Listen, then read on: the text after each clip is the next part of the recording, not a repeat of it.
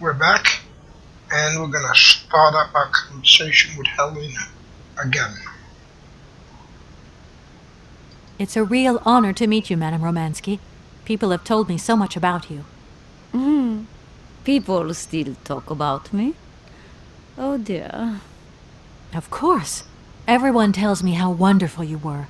How you were one of the greatest singers of the century. Ah, so I was, my dear. But surely you didn't come here just to dig up the past.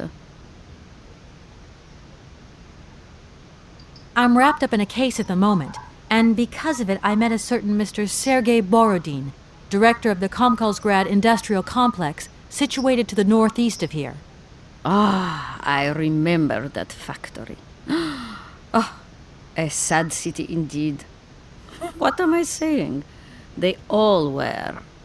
Madame Romansky, this Borodin is one of your biggest fans. If you could come and sing for him there, it would make one of his biggest dreams come true. Sing? Oh, my poor girl. I have not sung for years. Time has taken its toll. My voice is like the rest of me. Faded and wan, like my heart. Oh, aren't you going a bit far there? I bet you've still got a great voice. Oh, you are the sweetest cherry, my dear. I am not senile yet, but I look reality in the face every time I look in the mirror, and I can tell you, singing is something I did in the past. You must have had a fantastic life. So exhilarating. Ah, much more than you could ever imagine. I used to sing the finest melodies of the moment in the most fantastic theaters around the world. I have been hailed by kings and courted by princes. Grown men would sink to their knees when they heard the first notes of my recital. My voice could break crystal glass and hearts, many hearts. I'm not surprised. Then one day sickness steals away the gift life has given you. My voice started to betray me. I started to get migraines. My health failed. They sent me here to let the spa town weave its healing spell.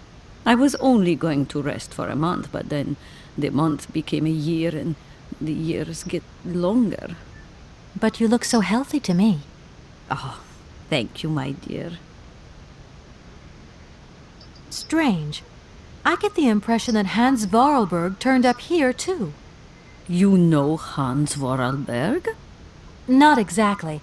I'm looking for him to sort out this inheritance case. But I've had to snoop around in his past a bit to get on his trail, and I guess he's kind of a close friend now. You knew him, didn't you? Oh, yes. I knew Hans Vorarlberg. Do you hear, James?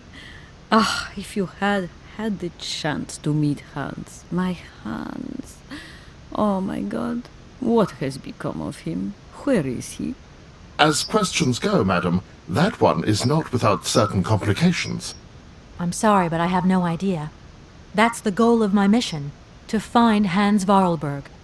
That's why I have to get back to my train as quickly as possible and to get out of Komkalsgrad. And you cannot find him without the train? The train is one of his last inventions. So is Oscar, the automaton engineer. I get the feeling that the two of them are going to lead me to him. Did you hear that, James? I might see Hans again. I have dreamed so long of meeting my dearest sweetheart again. Oh, if only I could sing. If only I were in Paris, I would ask George for that miracle cocktail. The one that only he knew how to make. Wouldn't I, James? Yes, madam. As you have frequently said, without that famous cocktail, your French tour would have probably been cancelled. I don't understand. An extraordinary tale, my dear. It was December, and it was terribly cold and damp. I had to play the role of Tatiana that evening at the opera. But since the morning, I had lost my voice. It drove me completely mad with worry. I don't know how George The barman at the Moritz Hotel heard about my affliction, but he brought me up a cocktail that he had invented. A strange concoction. But it turned out to be a miracle cure.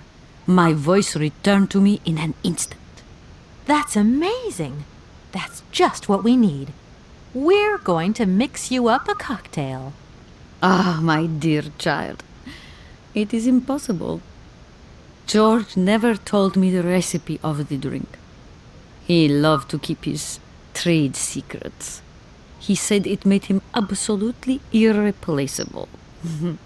Well, I'm going to get George to tell me. He hasn't yet met with my powers of persuasion.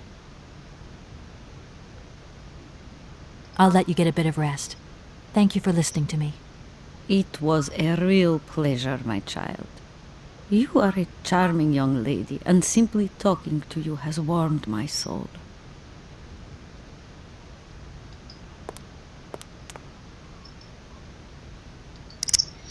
Well, we got that number, and I believe that is to the hotel. So let's give it a call.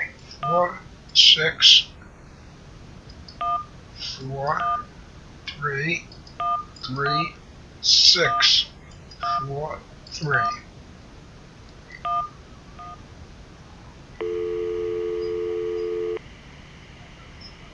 Hello, Hotel Moritz? The reception here. Can I help you? I'd like to talk to Mr. George. He's a barman at your hotel. I'll connect you with the bar. Just a moment. Oh, that great music again. Like in the beginning. Hello, hotel bar? Hi, I'd like to talk to George, please. George? You mean Mr. George? Yeah, probably.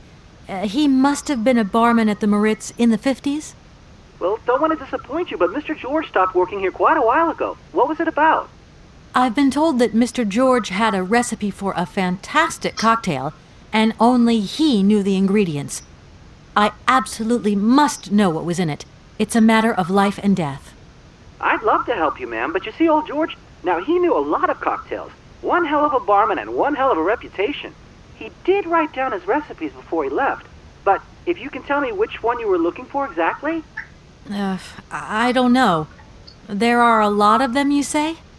Yeah, the Paris Peking Shuffle, the Deep Green Secret, Boco Poco, Blue Helena, Red Mambo. Helena! Yeah, that's the one. The Blue Helena. Right, I'll take a look. Blue Helena, you say. Let's see.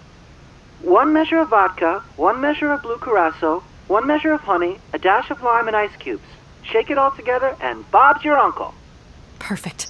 Thank you very much, sir. You have been most helpful to me.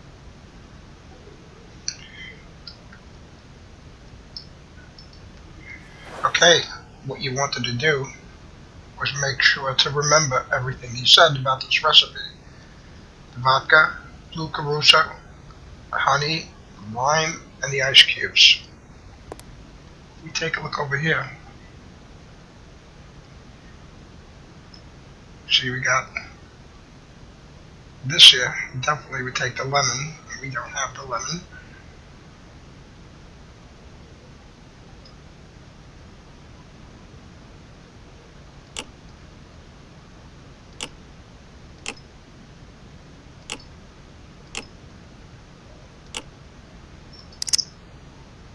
Did notice this.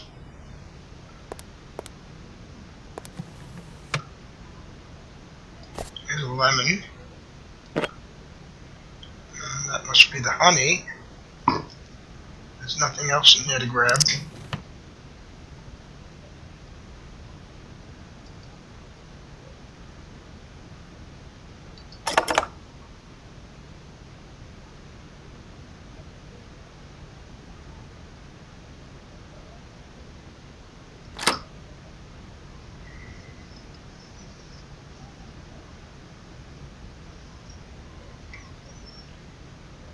Okay, there's one thing we want to do is we see that the honey says crystallized. If we heat that up, it will turn it into a liquid. And we see in a hot tub on the other side. So let's go back there.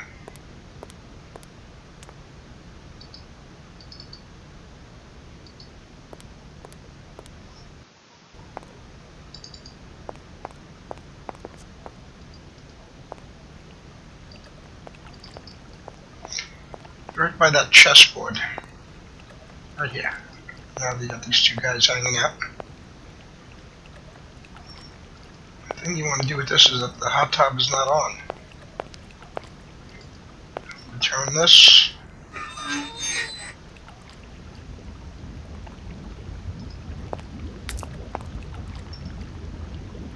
Take honey.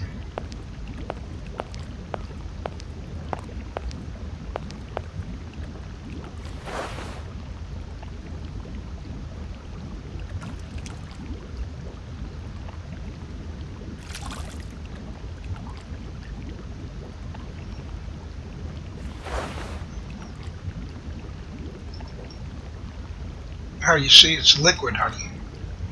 Great. It's just what we wanted. Get clean, buddies.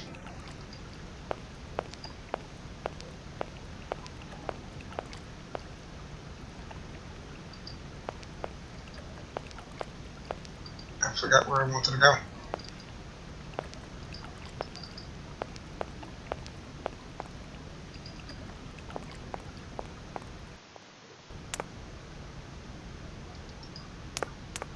Okay, we're going to mix this drink for her when we come back.